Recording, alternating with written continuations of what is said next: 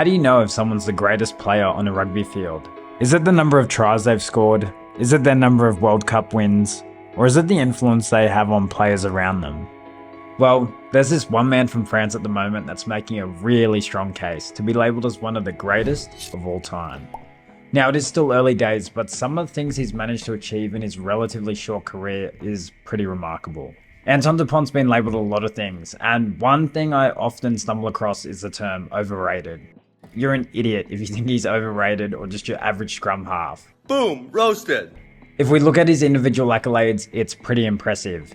World Rugby Player of the Year in 2021 and has been shortlisted ever since. 3 times he's been crowned the Six Nations Player of the Championships, even when France didn't win it. And in one of their most dominant eras in rugby, he's been crowned France's Player of the Year 3 years running. If you look at his statistics, he finds himself on top of the list for kicks in play, try assists, offloads, and line break assists in international rugby since 2019. I'm not sure I ever would have thought a scrum half would top the offload count. But in my opinion, it's not his individual accolades or statistics that have him in the conversation for one of the greatest rugby players we'll ever witness on a rugby field. It's actually his influence on the others around him. Firstly, France's glorified attacking flair was nowhere near as lethal until Dupont cemented himself as the number 9. He is the full triple threat from the base of the ruck. Pinpoint passing, unbelievable vision and accuracy when it comes to kicking, and just a nuggety running game that makes everyone in the defensive line accountable. Not to mention the way he can slice teams apart with his running in broken play. He's definitely got that 360-degree vision, which isn't usually a strong trait in rugby players, being an up and down game.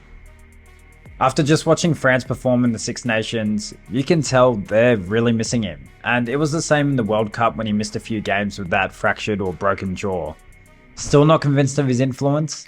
Since the 2019 World Cup, France have gone on to win 87% of their games with Dupont. Compare that to just 64% without him. I mean, that's the insane difference he makes to the team, which is pretty rare in a 15-man game to see a statistic with such a dramatic difference whether one player's in or out. It is what it is. When he first joined the French squad back in 2017, they were sitting back in 8th in the world rankings. Fast forward a few years and he managed to pin them all the way up into 1st, and they've sort of been in the conversation as one of the main powerhouses in world rugby over the last few years. And look, I know some of you will be sitting there and you'll love making the argument, but he never won a World Cup, so how great can he really be? Well, neither did Joe Nolomu, and he's probably one of the best World Cup performers we've ever seen. So I don't really buy that argument. Why I'm so convinced that Dupont will go down in the history books as one of the greatest we ever see is also the work he's doing for France's Sevens team leading up to the Olympics. Heaps of international stars have made the jump to Sevens, and sure, they found relative success, but they usually come on off the bench or sit on the fringe compared to the specialist Sevens players.